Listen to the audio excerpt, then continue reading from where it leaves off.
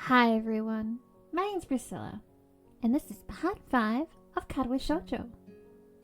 Last time Shizune and Lily showed that they really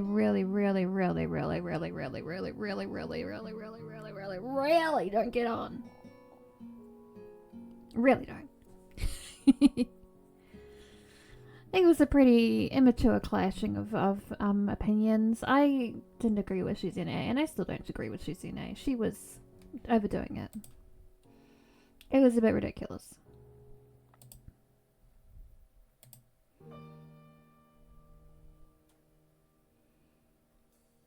If it weren't for Lily acting as a mediator, I doubt Hanako would have been able to walk beside me like this. That's right, we were walking Hanako. We were walking with Hanako!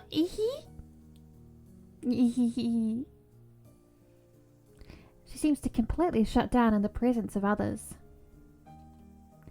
The rest of the walk up to Lily's classroom continues in strained silence while I rue her inability to socialise at all. She'll get better. She just needs practice. After we make our way up the stairs, the noise coming from Lily's classroom is audible from halfway down the hallway. I wasn't expecting such a din at all. Well, I guess we found her. That wasn't hard. Did Hanako come here first, then come to me for backup, I wonder? Well, if that's true, at least she's starting to trust me a little. That can only be a good thing. Eventually, the two of us reach the door to class 3-2. With Hanako less than subtly positioning herself behind me, I open the door. Inside is a hive of activity, seemingly every student in the class talking at once as they work hurriedly on their separate tasks. Going by the paint cans, decorations and banners being made, it must be for the upcoming school festival. I guess my first priority should be finding Lily. There!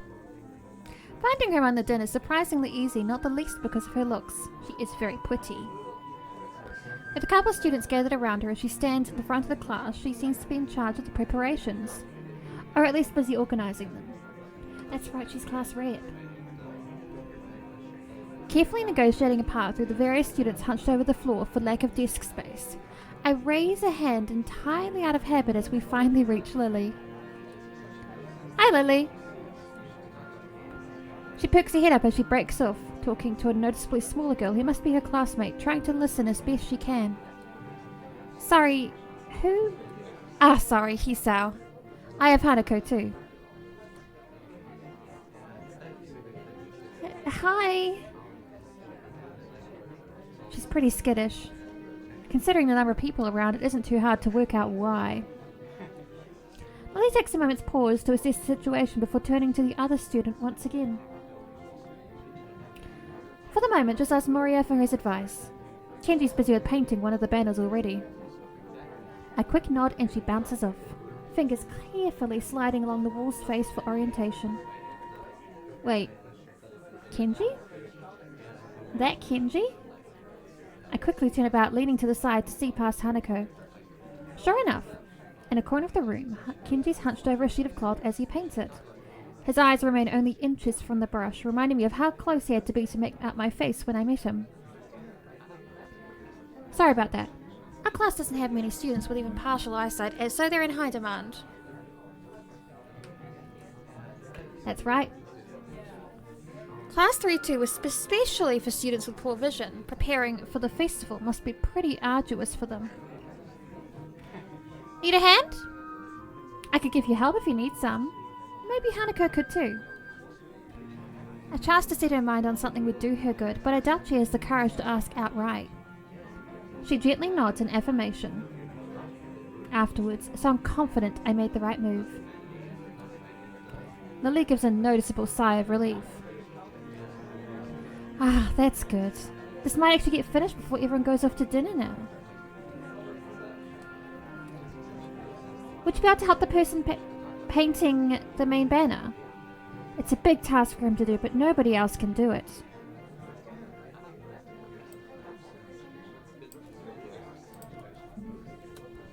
Kenji?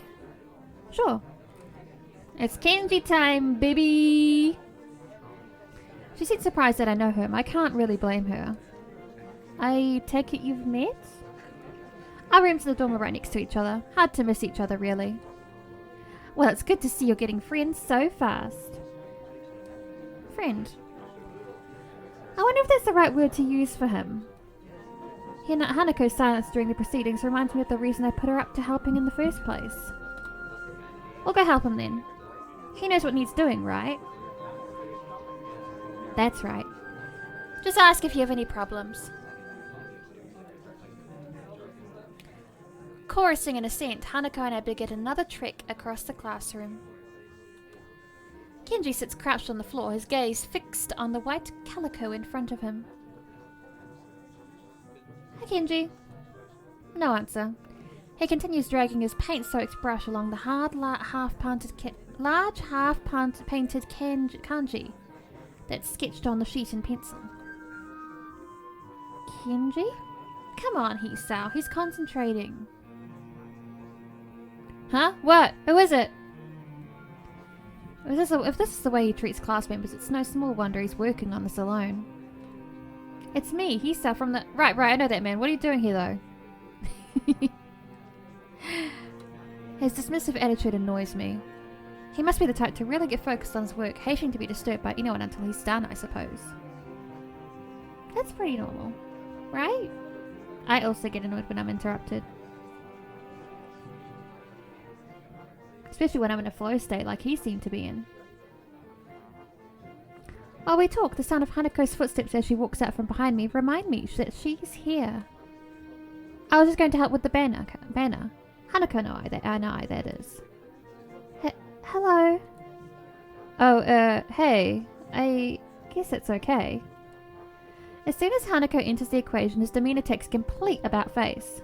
His sudden faux hospitality is slightly unsettling. Oh, right, woman. Oh, right, woman. On second thoughts, this may not have been a great idea after all.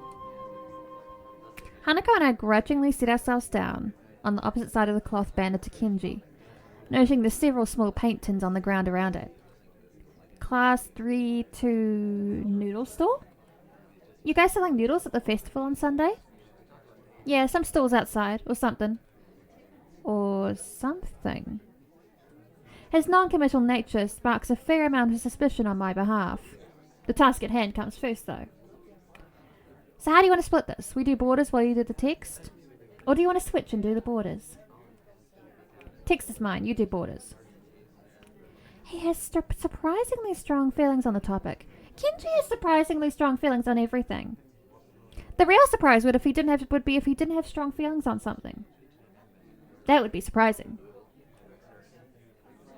As I reach over to grab a brush, I notice Hanako's already debating which between colours to use. By the time I put brush to cloth, she's already decided on a delicate pattern. Looks like my idea of taking a mind of everyone around her worked. With a dark blue stroke, the three of us silently get to work. Not before Kenji takes advantage of Hanako's working to lean towards me and whisper conspiratorially though. Okay man, why are you here? Hanako just wanted some help to find Lily, that's all. He apparently disapproves of my motivations. I get it. It looks like I misjudged you. You're infiltrating them, aren't you? Going deep undercover. I should have guessed. Letting the truth slip by him would probably be better than outright lying or annoying him in any case. Is that why you're here? Obviously. It sucks, but there's no better way to get intel than going in yourself. We gotta stick together, man. This is a harsh school, a harsh world. Yeah, very harsh. He misses my true meaning as he leans back, satisfied I'm sympathetic to his cause. I'd better get down to work. Finished. Looks like I am too. Good job. The two of us connect up the lines of our passions, mine being as close a copy as I could manage of hers. With a grunt, I lever myself up from the floor and look around. Aside from Hanako and myself, there's only Kenji left finishing off a sign as well as Lily, and a couple of students talking among themselves in the classroom. Looking at my watch, it's no surprise. It's getting pretty late. Need a hand?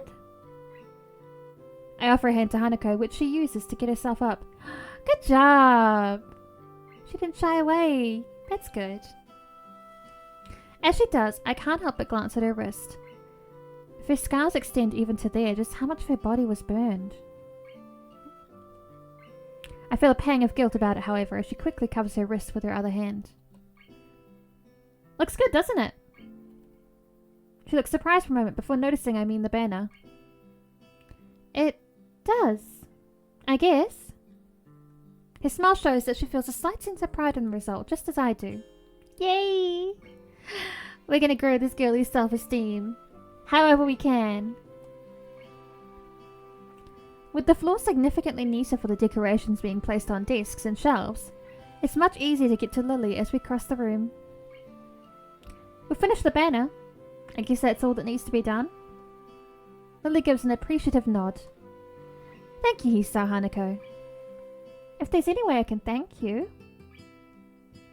It's fine. Beat sitting in my room studying at any rate. I don't mind either. She nods before suddenly remembering one last person. Oh, is Kenji still here? Just as I open my mouth, Kenji gives the answer from the other side of the room. Yeah, just finished. He carefully slides a sign onto an empty section of shelf to dry before quickly walking past us and out the door. See ya, man. See ya, Kenji. Bye. The remaining two students say their goodbyes to Lily before taking their cue to leave as well, leaving only the three of us. Well, I guess that's everyone. I hope we don't have to do anything like that again. Working past school time? Indeed. The class's plans this year were ambitious, maybe too ambitious. The stalls look nice though. She's right, it shows that a lot of work's gone into them. My. I'm sure a lot of us would be glad to hear that. At least now there's not much work to do until the festival itself. It's getting pretty late. Should we go? That's probably a good idea. Are you going back to the dorms as well, Hisao? Yeah, I guess I'll tag along. The nighttime lighting really makes the gardens look quite different. Compared to the usual look of lush greenery, things are much more calm. Being that it's so late, the lack of students around probably helps. The odd one or two can be seen scurrying to and fro from the dorms, trying to eke out the most of their approaching curfews, but no more. All that can be heard is our footsteps, in addition to Lily's cane regularly gently tapping the ground in front of her. It's nice to finally be able to relax a bit after the mad rush during school. Without even noticing it, I let out a small yawn.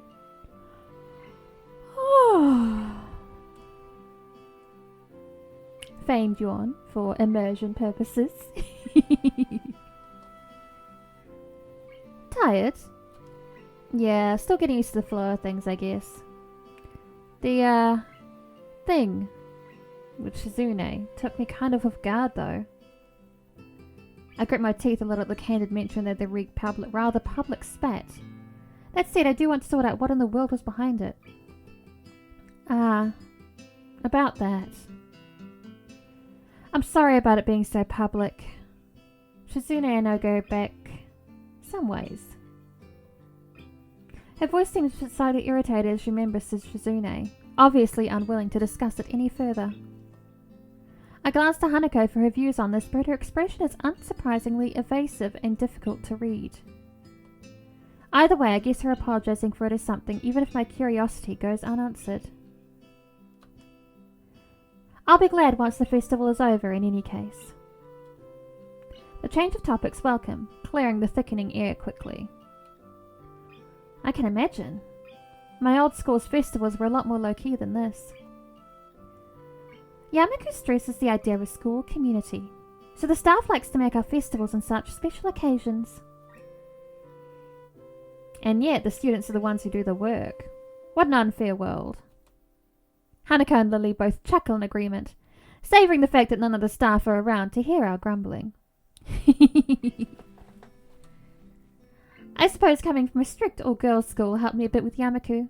Compared to there, Yamaku is much more relaxed. That'd go a ways towards explaining her well-bred speech and behaviour in any case. As we come to the dormitories, it eventually comes time to leave for our respective rooms. See ya, Lily, Hanako.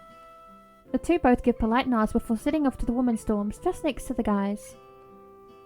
As to be expected of such an arrangement, there's a staff member casually patrolling around outside to prevent any nighttime... Blah, blah! My reading is messy today, chat. Ugh. To prevent any nighttime shenanigans. Walking past him, I quickly stretch my arms and rub my neck, both quite sore after having worked on the floor for so long, before walking to my room. It feels good to actually have direction, though. After so long in the hospital, the everyday facts of studying, homework and teachers almost seem like a blessing.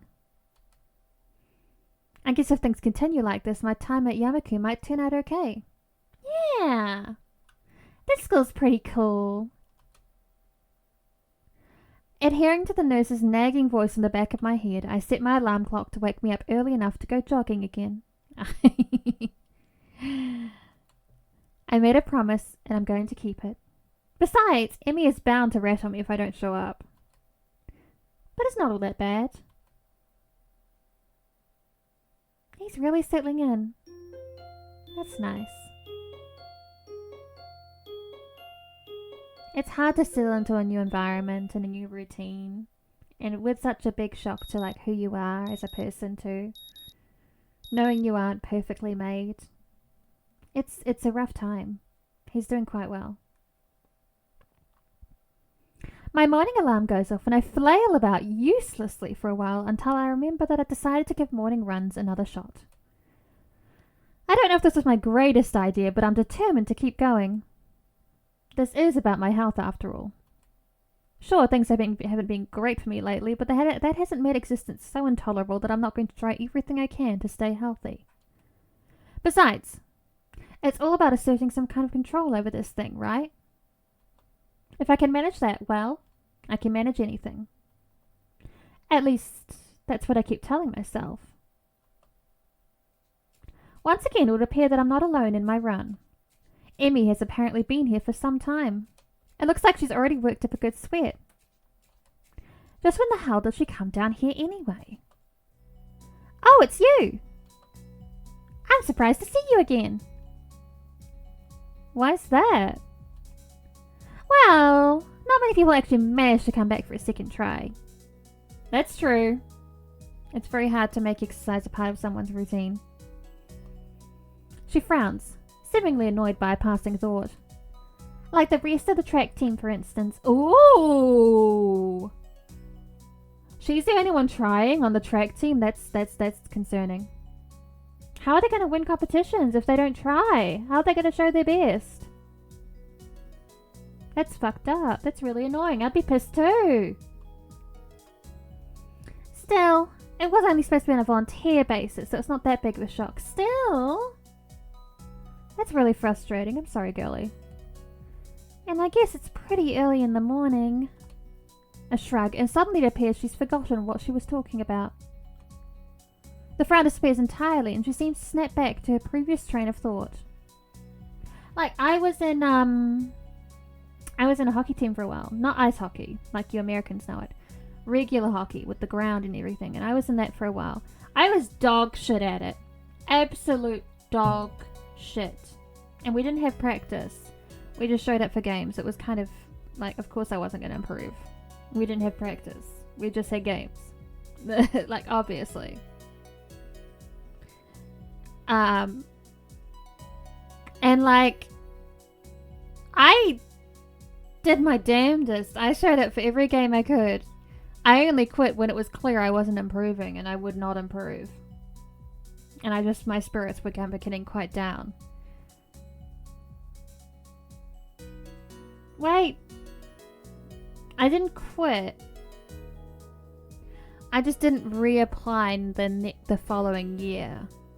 If you get what I mean. Like, I didn't rejoin the next year. So I didn't technically quit. But yeah, I tried. I tried my damnedest. I'm surprised I didn't keel over. Knowing me. I tried so fucking hard.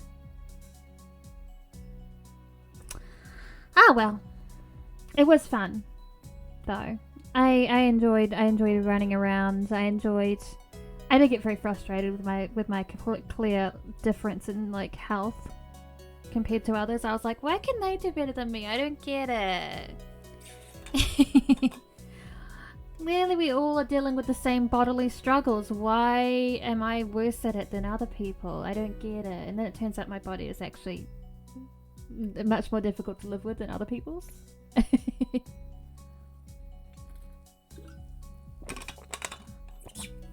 So like, of course I was struggling, and with no practice either. Like, they wanted us to... They didn't have like group practice sessions. Not really. And then they were like, well, aren't you practicing in your own time? Yeah. But I'm not practicing with the team, am I? That's kind of important. It's a team sport. God. Of course we didn't improve. Weirdos.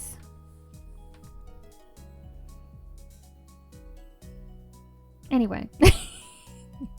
So, come on then. What? You're here to run again, right? She's so cute. I love her. Well, yes. So come on! I found myself suddenly grabbed and yanked onto the track. Things seemed to be set on mirroring yesterday's run. That is, I seem to be struggling while Emmy moves with an effortlessness that I find enviable. It's incredibly bothersome to be so easily worn out. Don't I know it? I know I should be patient, work towards things gradually, but it's difficult to stay positive about this. Yeah, it can be very difficult to deal with that kind of thing. We round the track and start on our second lap. Emmy seems to have grown impatient, keeping pace with me, and begins to pull away. Come on, Emmy. This is where I gave out yesterday. Will I be able to do more?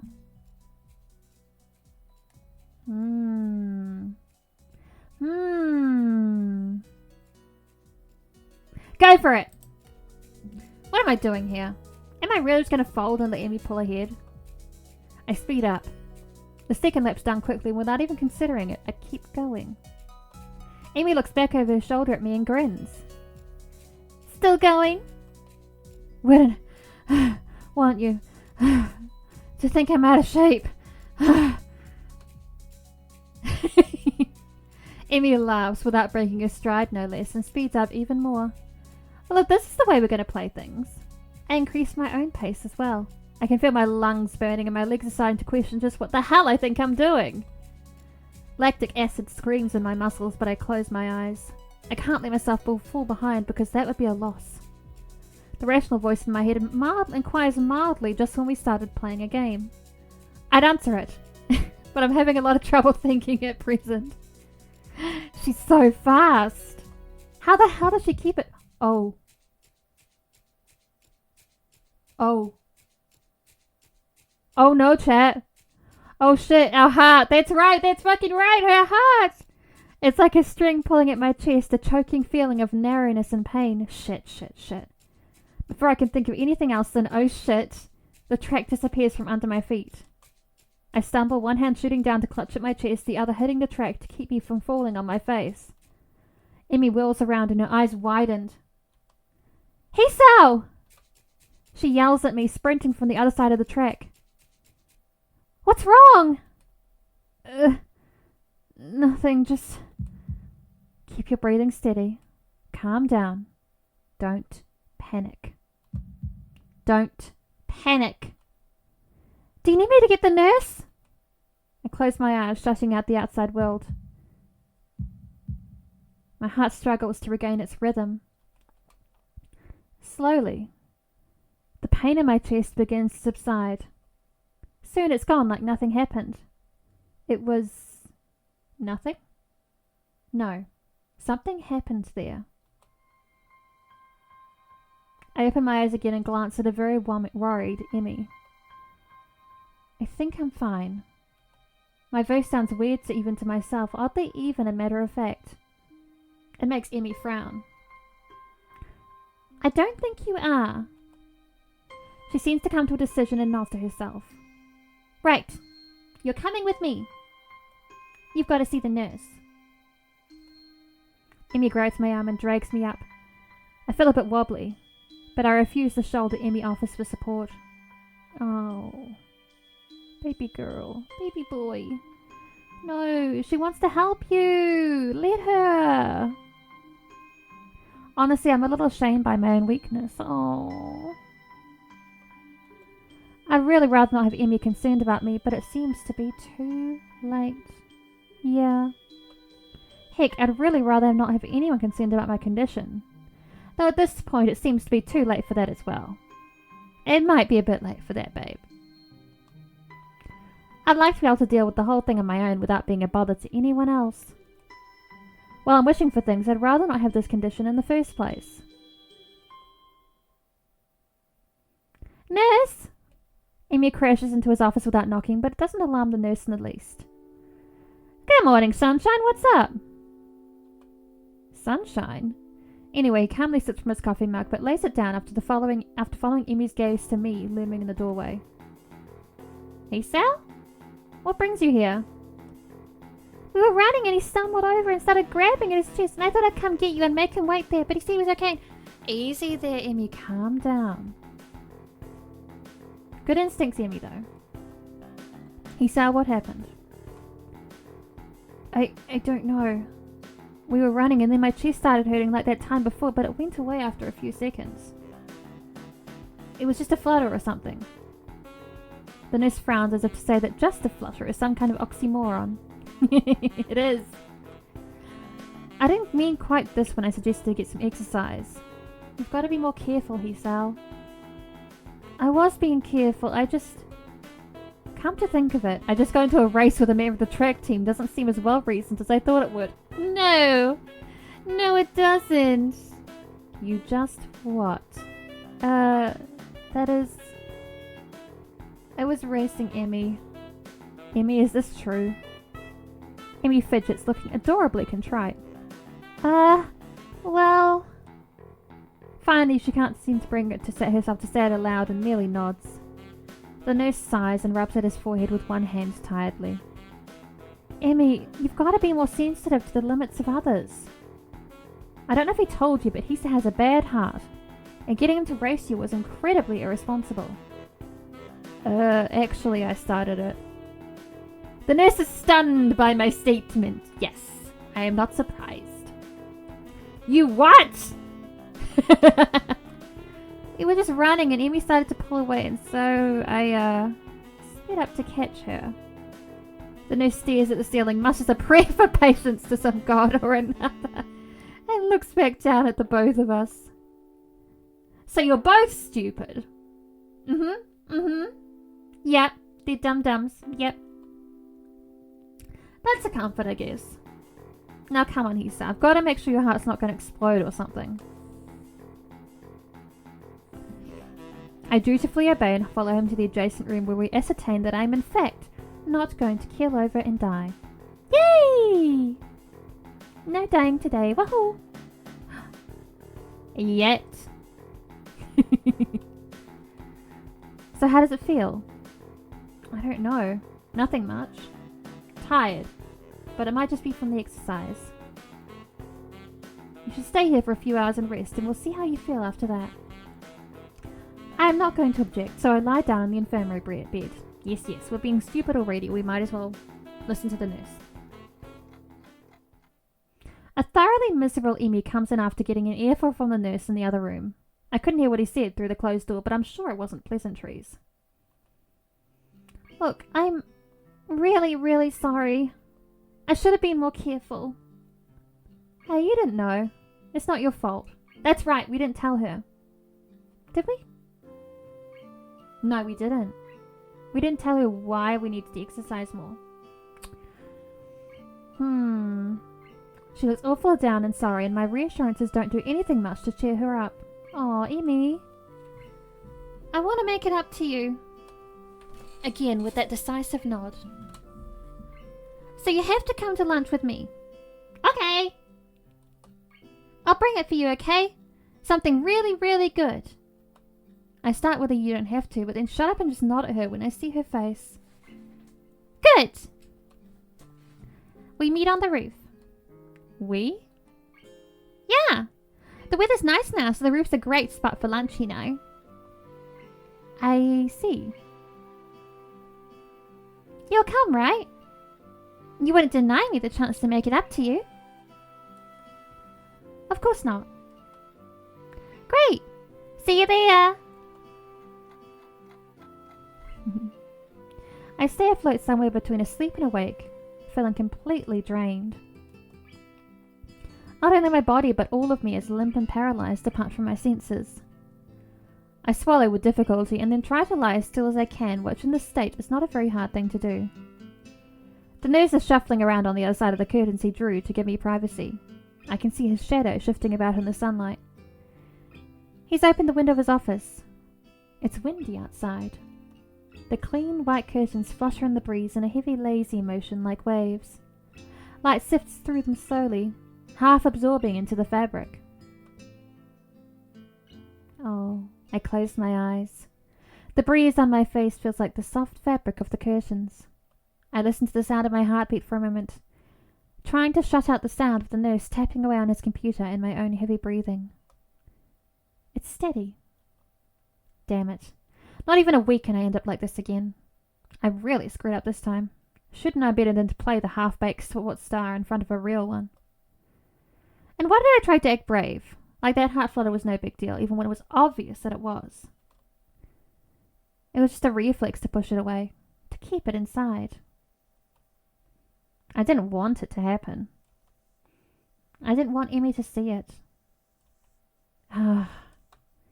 Stupid, stupid, stupid. I have to be more careful or I'll end up in the hospital again or worse. That's my final thought before I give in to the tiredness. Yeah, be more careful, I say as the person who picked the choice to match his speed. I did this to him. Haha. I fell asleep. For how long? What time is it? I'm feeling a little lightheaded and I keep blinking compulsively. Pushing the curtains aside, I squint my eyes against the unfiltered light pouring in from the window. The texture of the canvas feels nothing like the wind did before. The nurse looks up from his work, sitting exactly where he was before. How are you feeling? I can't really tell, so I don't answer anything really. I'm feeling kind of groggy from falling asleep at a weird time. Hopefully I don't look too weird. What time is it? Me croaking this question to gain some orientation. The nurse looking at his wristwatch before answering. Things seem to happen in slow motion. 10:15. I try to think for a moment what that means, but I'm not really sure. You didn't answer my question, he said. Oh. Fine. Climb down from that bed then and let's see how you're doing. Don't. I try to do exactly that, only to sway dizzily when I move too fast. The nurse moves to support me by an arm and sighs. Stand up too quickly is what I was going to say. Just sit there. I'll check your pressure to make sure. My good intentions sure lasted for a long time. I shut up, embarrassed with myself, when the nurse gets busy with an old-fashioned contraption in my arm. After a couple minutes, he puts it away, looking neither pleased nor unhappy. You're all right. Head stops spinning. Yeah. Good. And how are the contents doing? You didn't show very good judgment out there, Hisao. I swallowed the retort I was going to make. It's what I was thinking myself, but hearing it stated by somebody else makes me want to protest. I know that feeling. How dare you tell me? I already know! What he's saying is not pleasant to hear. Doesn't make him any less right. No, sir. He nods, still looking as neutral as he was before. It would be easy to be angry at him if he told you so or something. But he doesn't. I can try and help you to keep your health, but ultimately the last call lies with you. Hopefully this little episode will be something that'll remind you of that. Here, a note for your teacher. To avoid an interrogation. I take the slip of paper he's offering and then make my leave, as I can't think of anything else to say. Nor even really want to. Stay out of trouble, you hear me? I don't think it was anything but a scare, but next time could be different. I hear you. There is some way to get to the school building route straight from the auxiliary building, but I'm not keen to find out and possibly get lost. So I go out from the exit that I know works. I stop at the stairs of the auxiliary building, deliberating for a moment before between going to the dorms to get my books and stuff, and going straight away to class. The sun stings my eyes, so I head towards the dorms. The halls are quiet as the courtyard was, naturally so since everyone is in class. I knock lightly at the door of 3-3 and push open the door when Mutao calls from the other side. Sorry I'm late. 15 pairs of eyes turn to me. Good morning, Nakai. Mutao seems to be somewhat confounded by my coming in late, as if I interrupted his flow or something. Judging from the rambling lectures his classes seem to be, that might be the case. I pass him the note the nurse gave me. Mutao takes it with a nod and reads it quickly. He lifts his eyebrows and gives me a kind of stern look, but doesn't say anything, just nods solemnly again. I shrug, and he gestures at me to run along, so I naturally do. Oh, good on him for not making a scene in class. That's good. Good. Good teacher moment. The class goes on lazily. I think I'm starting to get into a rhythm at this school. I hope so. You do seem to be doing quite well. I've even stopped worrying about taking notes and being overly attentive. The first days I was pretty high-strung in class. Mutao finishes his lecture about electricity early, but continues without a pause about the festival. So as you know, the festival's on the day after tomorrow. I hope everyone's projects are going to be successful this year. Have a good time, but also come Sunday. Please keep the meaning of this festival in your minds. Games and fried food! Everyone bursts out in laughter, and so do I. Yes, thank you, Mikado. But what I meant was more that the remainder of his sentence is buried beneath the ring of the lunch bells and everyone starts packing their things. Mutao deliberates for a moment, but since almost nobody seems to pay attention anymore, he gives up and sits down. It's crowded in the hallway. Or as crowded as hallways in this school probably get. Most of the students seem to be heading down to the cafeteria. Normally I'd join the flow and grab a lunch myself, but today is different. Today, I've been invited to lunch on the roof. An odd location, but that's where I was told to go. Fortunately, I managed to find shelter from the storm in the lee of the classroom door. Lee of a door? What does that mean? Hang on, chatteroonies. Lee of a door. The sheltered side. Ah, the shelter of a door. I see. He is sheltering himself in the door. I see.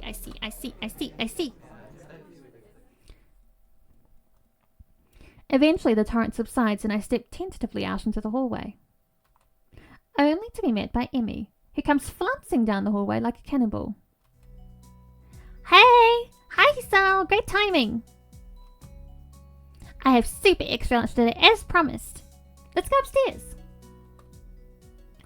The stairway to the roof is a little dilapidated, but it's clearly been used recently.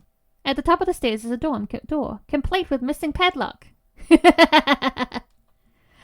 I wonder who the intrepid individual was that removed the lock.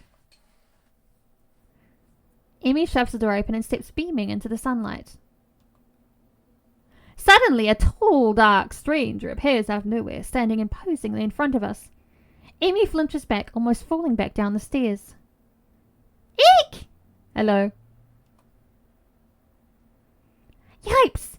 You scared me, Ren. Wait, isn't she? Hello. Noticing that Ren is speaking to me, Emmy looks curiously at me. You two know each other? I look confusedly at Emmy. She's that friend of yours? Ren has turned her gaze towards the clouds drifting above the school. I didn't know you knew this person, Emmy. The awkward silence lasts only for a few seconds until Emmy lets out a tiny giggle, shrugging the coincidence off. I invited his out for lunch. If you know him, that's just better. Yep. Oh. Does that mean I don't get food?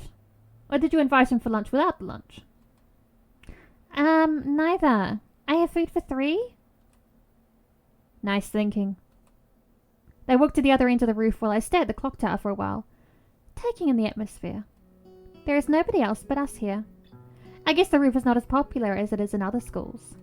A few rundown benches and tables are scattered around the edges, perhaps an attempt to make the rooftop look less desolate. The small pebbles covering the roof rattle beneath our feet. I peek through the chain-link fence to take a look at the school grounds and beyond. Students are strolling in pairs and groups around the quadrangle and the cafeteria. A few delivery trucks are driving past the school towards the convenience store nearby. Somewhere, a watchdog barks at a passerby. Somehow when I look towards the town centre, the small town feel strikes me very strongly, almost palpably. The hectic lifestyle of big metropolises seems so far away and foreign here. Nobody has to run to catch a bus, like their life depends on it, or get their senses overloaded by the neon lights and traffic jams. I feel surprisingly optimistic about this new life of mine, looking at my new hometown, even if it's going to be mine for only 1 short year. Finding out about my illness and having to move away from home all came so suddenly. I haven't had time to think about how I feel.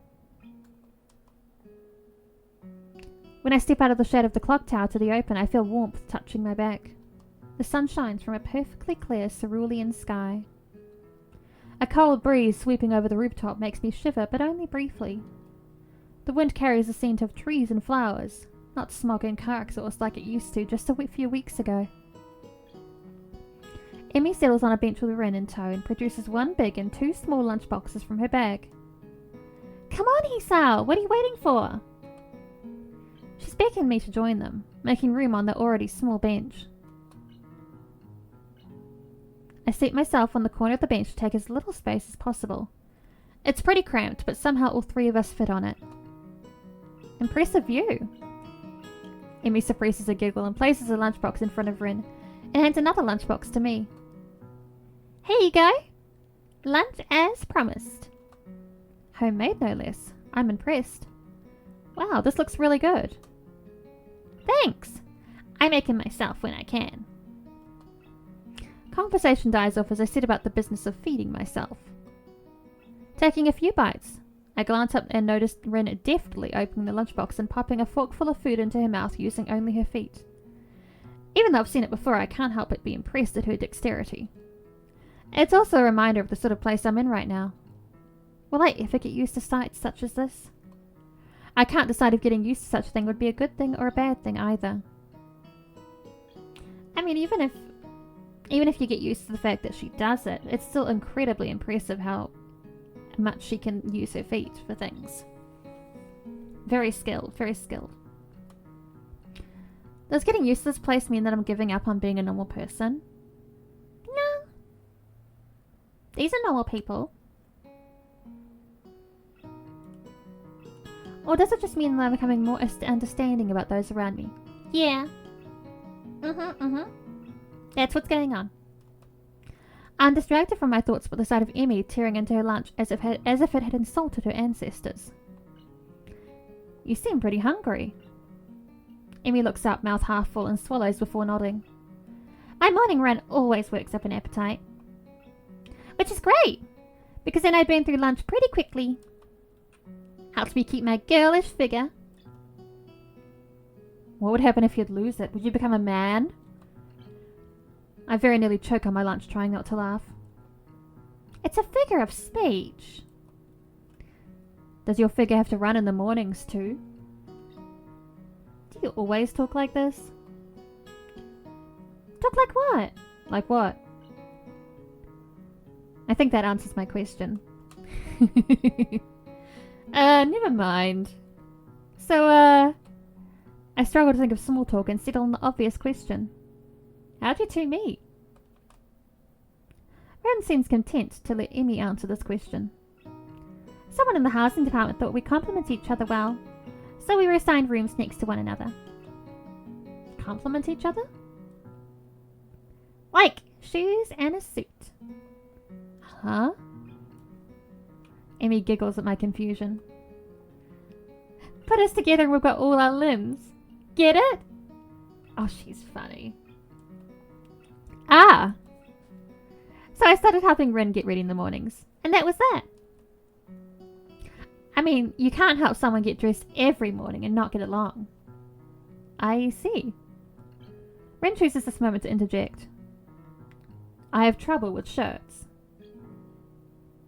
Yeah, that makes sense. Buttons are annoying. Right, that seems fairly obvious. Really? Kind of. This isn't helping, but at least Emmy seems to find the whole thing funny. That combined with the fact that Rin is genuinely curious makes me feel slightly better and yet confused. I mean, you've got no arms. So, putting on a shirt seems like one of those things that would be difficult. You know what? I'm going to just stop talking now. It'll save me a lot of trouble in the long run. Rin nods in what I suspect is meant to be a sage manner. I see. The conversation dies as I turn my attention back to my lunch. It's really quite good. Emmy finishes her lunch first and makes a contented noise. Ah, that was good. But what was in the lunch? I want to know what she made us. Just saying it was lunch isn't good enough. I must know. They're not going to tell me. They're not going to tell me. Ugh. How rude.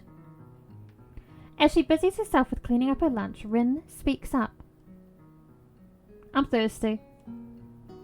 Oh, I almost forgot about that. Sorry. With a flourish, she reaches into her bag and removes a trio of juice boxes. She tosses me one that appears to be cranberry juice, one to Rin that appears to be some kind of strawberry milk, complete with pink colour scheme, and keeps an equally pink box with some kind of fruit punch for herself. Rin dexterously stabs her straw through the top of her box and begins to drink. I'm once again impressed by how flexible she is, but this time I keep my comment to myself. Somehow I don't think either Emmy or Rin are the sorts of people to think twice about the way they work around their particular disabilities. Rin especially so. Indeed, she gives off the impression of being entirely unaware that she's missing any limbs at all. Whether or not that's a conscious decision is another matter. I'm honestly not sure. So, Hisa, how do you like it up here? It's quite nice, actually. I like high places for the view. Thanks for inviting me up here.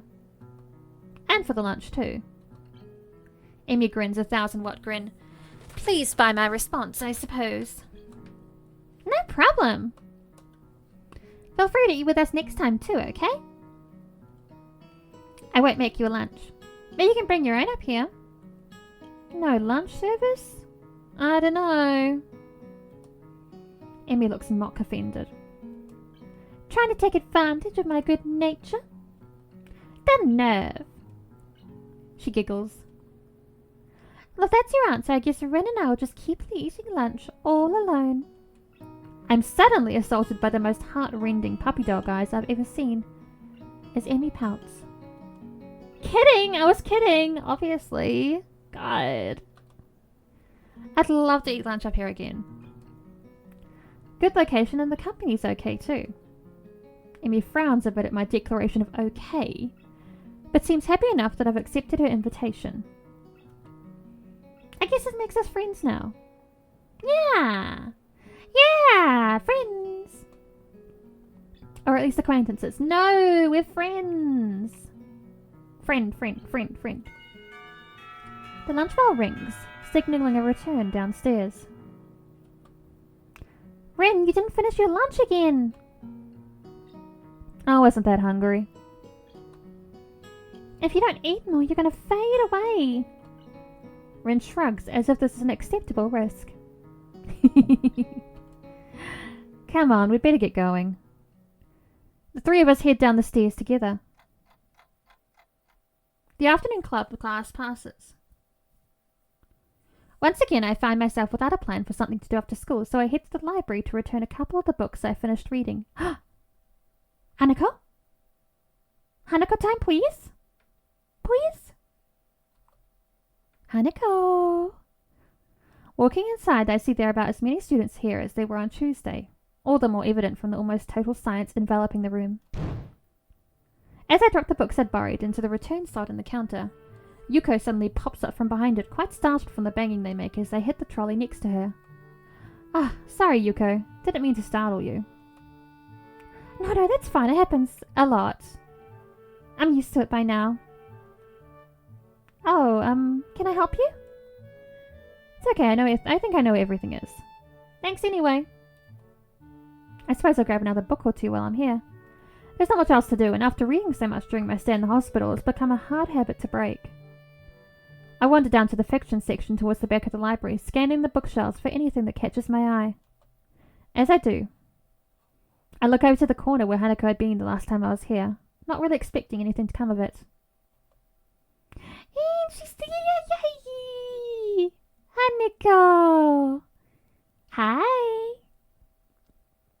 Surprisingly, though, she's there, absorbed completely in a fairly thick book.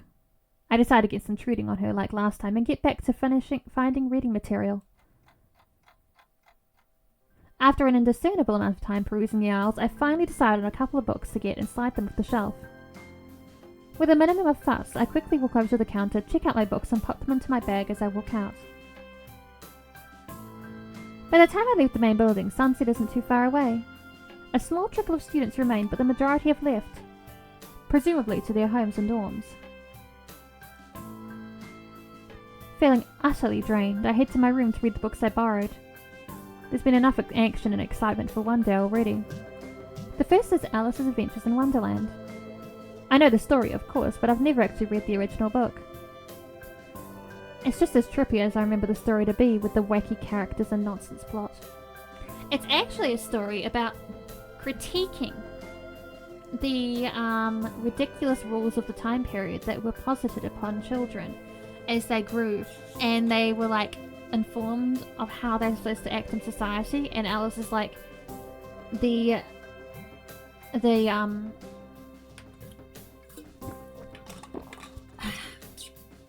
Alice is like us, the viewer, looking at the rules from her perspective, and all the silly things you're supposed to do, like you can only drink tea out of this cup, and this fork is for this, and silly rules like that. They have been put through a fantastical filter, but they're still, it's like the framing is still that. The plot isn't nonsense. The world is nonsense because it is a societal critique, actually. But I understand thinking that way. I start thinking of myself as some kind of an Alice too, haplessly tumbling down the rabbit hole into this cripple wonderland. It's a choice of words. Okay, that's a rather strong expression. Yeah, it was a pretty strong expression, mister. Still, the isolated location and the overt way the school accommodates to absolutely everything is unsettling. It's like another world. It's a nice other world, though. It's a dream. A magical dream to me. I wonder why I can't shake the feeling of being an outsider like Alice, despite most everyone being so hospitable and friendly with me. Because you haven't gotten, you still think that you're not part of the situation. You haven't quite accepted the fact that you're disabled yet. Turning another page, my mind starts drifting further away from the book. It's quiet. I can feel my heartbeat thumping against the fabric of my shirt.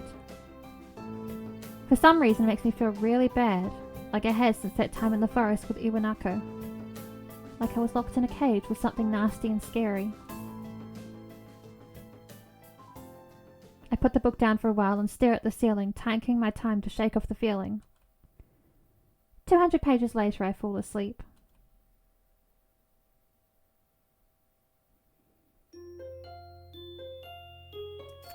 Oh, poor boy. That was a rough day. That was a rough day for our boy. He went through a lot there. Thank you for joining me for another episode of Katawa Shoujo. I'm sorry these are so short, but it is ideal for me for recordings. I hope to see you again next time.